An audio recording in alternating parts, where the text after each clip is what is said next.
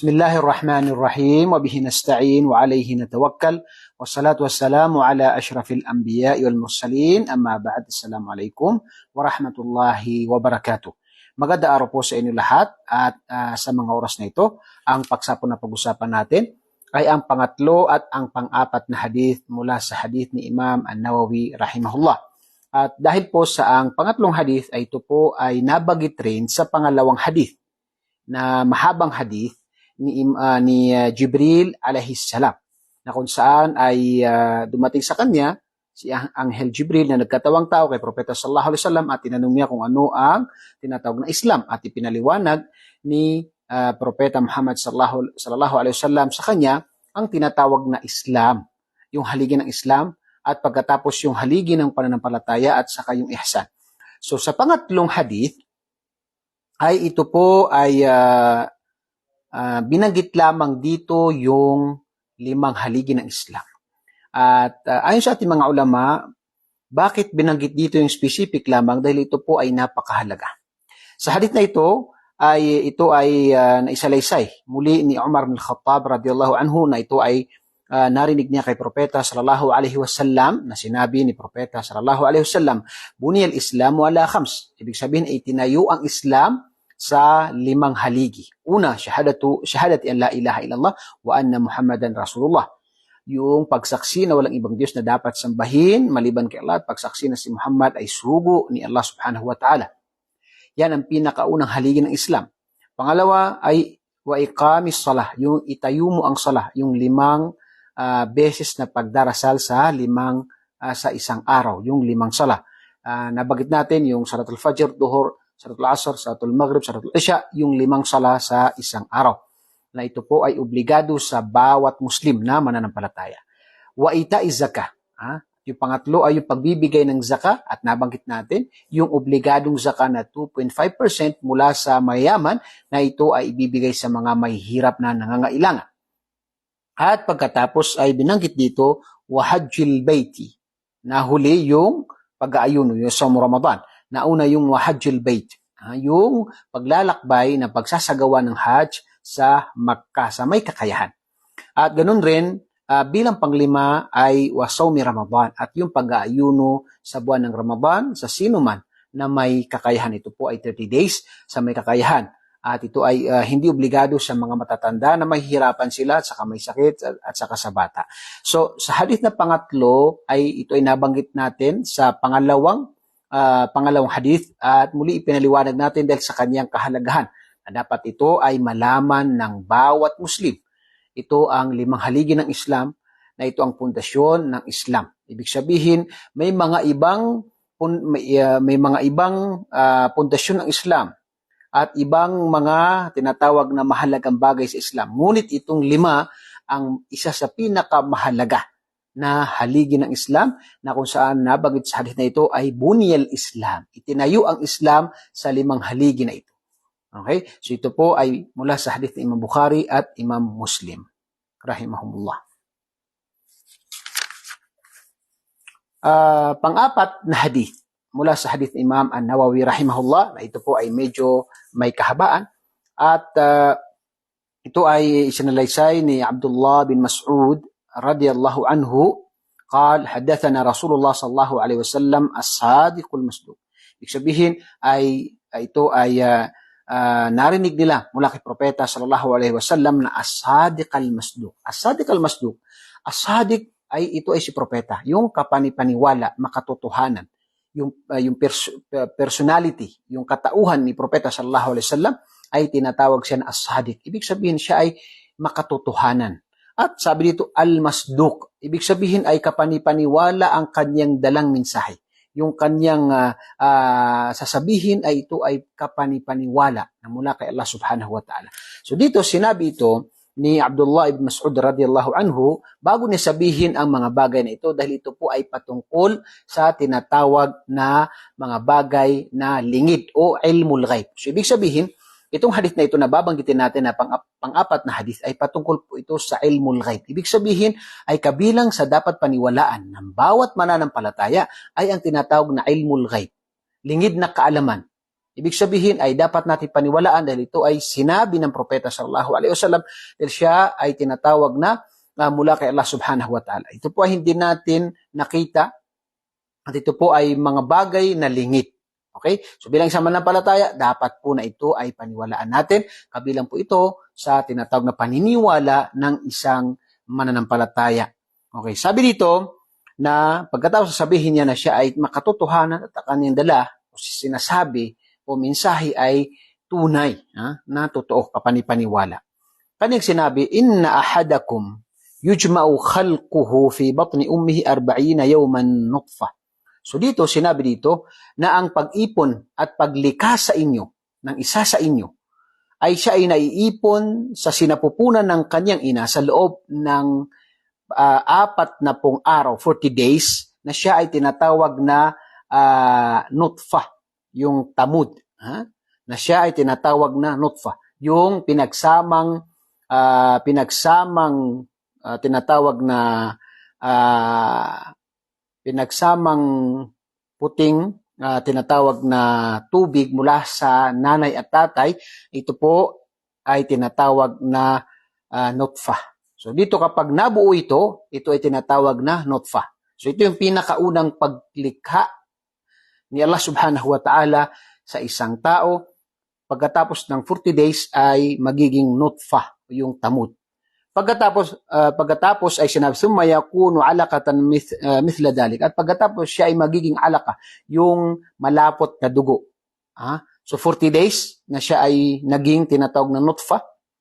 At pagkatapos maging alaka, yung tinatawag na malapot na dugo. Ito ay pagka 40 days. At pagkatapos sinabi niya, summa yakunu mudghatan mithla dalik. Pagkatapos ay 40 days na naman, siya ay magiging mudgha, yung tinatawag na namuong laman, o yung mudghah na muong laman.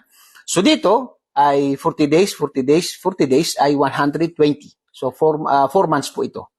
4 months ang tinatawag na step, yung kanyang tinatawag na step by step. At pagkatapos sabi dito, thumma yursalu ilayhi al-malaku fayanfukhu fihi ar-ruh. At pagkatapos ay papadala ni Allah subhanahu wa ta'ala ang anghel para iihip sa tinatawag na itong namuong laman na ito, yung kanyang kaluluha. Okay? Yung buhay natin. Wa yu'maru bi 4 kalimat. At pagkatapos ay uutusan siya, isusulat sa kanya yung 4 na bagay na ito. At ang 4 na bagay na ito, ay 4 na salita na ito, bagay na ito, ay ito po ay lingid na kaalaman na tanging si Allah subhanahu wa ta'ala nakakaalam dito.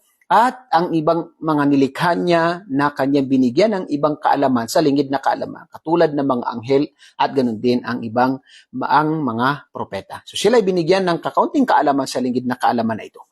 Okay, so ang lingid na kaalaman ay tunay na si Allah subhanahu wa ta'ala lamang ang nakakaalam dito. Bikatbi rizqihi, yung pinakauna, bikatbi rizqihi, ang pinakauna na isusulat sa atin, na ito ay natapos na, isusulat na ni Allah subhanahu wa ta'ala yung bikat birizqihi, yung kanyang tinatawag na biyaya. Kung ano yung bibigay sa iyo ni Allah subhanahu wa ta'ala dito sa mundo, ay nakasulat na. Ito ay kaalaman ni Allah subhanahu wa ta'ala at ito ay awa ni Allah subhanahu wa ta'ala sa isang tao. Una-una, yung kanyang rizq, yung kanyang biyaya. Una-una, kanyang biyaya. Pagkatapos, wa ajalihi, yung kanyang buhay. Kailan tayo mamamatay? Kailan yung haba ng buhay natin. So isusulat yan. Una, yung biyaya natin, kung anong bibigay sa atin ni Allah subhanahu wa ta'ala. Pangalawa, yung buhay natin, yung haba ng buhay natin.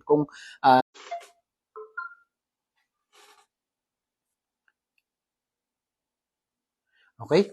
So dito, una ay isusulat yung tinatawag na bikat birizqihi, yung kanyang biyaya. Pangalawa, yung tinatawag na wa ajalihi. Okay? Yung kanyang buhay, haba ng kanyang buhay. Pangatlo, wa amalihi. Wa amalihi, yung mga gawain na gagawin ng isang tao. Lahat ng gawain ng isang tao, ito po ay isusulat. So ito po sa pangatlo ay dapat natin malaman sa yung gawain ng isang tao ay ito po ay meron po tayong tinatawag na freedom. So dito, ang lahat ng gagawin natin ay alam ni Allah subhanahu wa ta'ala at ito ay kanyang ipinasulat. Okay? So ito po ay tinatawag na kabilang sa mga isusulat. At pagkatapos, wasyaqiyun aw sa'id. Ibig sabihin, siya ba ay magiging masaya? Siya ba ay papasok sa paraiso? O siya ba ay magiging malungkot dahil siya ay tinatawag na syaqi aw sa'id? Magiging malungkot, yung syaqi ay magiging malungkot, o sa'id aw sa'id ay magiging masaya. So yung tinatawag na syaqi ay yung magiging malungkot siya. Yung tinatawag na ang kanyang tinatawag na mapipili, syempre tayo nagpadala ang Allah subhanahu wa ta'ala ng mga propeta para sa tinatawag na gabay sa atin. Kaya tayo, nasa sa atin yun kung pipili, ano yung pipiliin natin. Sa ibang talata, subhanahu wa ta'ala. So tayo po ay mayroong tinatawag na freedom. So tayo pipili tayo kung anong gustuhin natin. Tayo, ang pipiliin natin, ito ay alam ni Allah at ito ay sinulat ni Allah subhanahu wa ta'ala. Ito po ang mga bagay na ito. Wasyaqiyun aw sa'idun. So ibig sabihin, isusulat din kung ano yung kahahantungan ng isang tao. Siya ba ay sa impyerno o siya ba ay sa paraiso. Wallahi alladhi la ilaha ghayruh. Inna ahadukum la ya'malu bi'amali ahli al-jannati hatta ma yakunu bainahu wa bainaha illa dira' fayasbiqu alayhi al-kitab fayamalu bi'amali ahli an-nari fayadkhuluha wa inna ahadakum la ya'malu. Okay, dito sa una.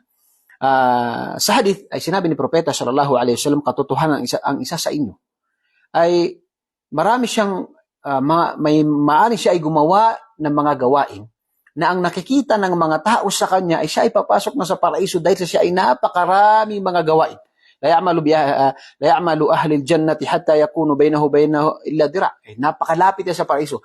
Pero ang katotohanan ay yung katotohanan dito ay yung hindi siya totoo sa kanyang paggawa ng kabutihan ito. Pero ang nakikita ng mga tao, siya ay napakabuting tao, napakalapit sa kay Allah subhanahu wa ta'ala at sa paraiso ni Allah subhanahu wa ta'ala.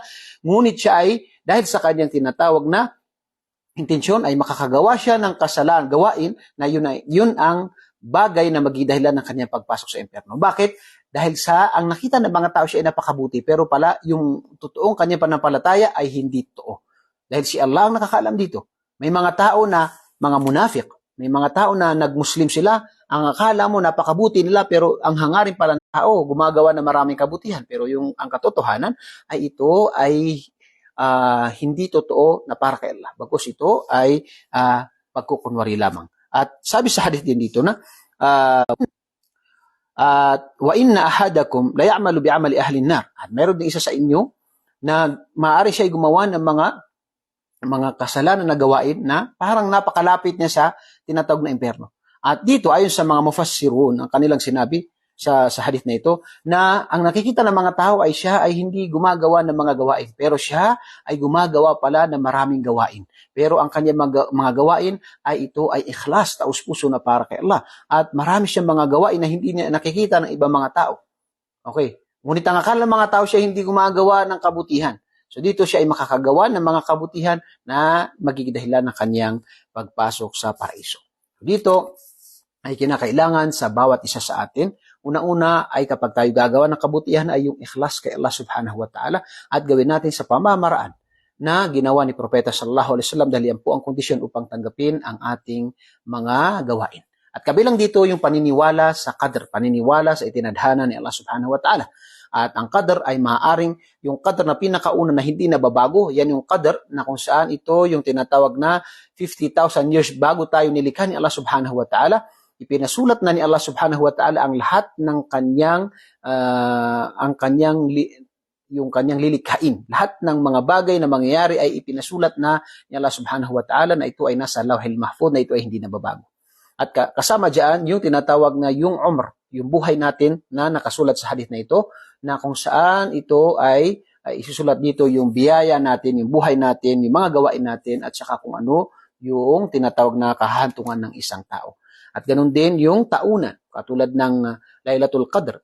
Yan ay taunan na isinusulat ang tinatawag na qadr o tadhana ng isang tao. Sa isang mananampalataya dapat niyang paniwalaan na alam ni Allah subhanahu wa ta'ala ang lahat ng gagawin ng bawat isa sa atin, lahat ng kanyang nilikha.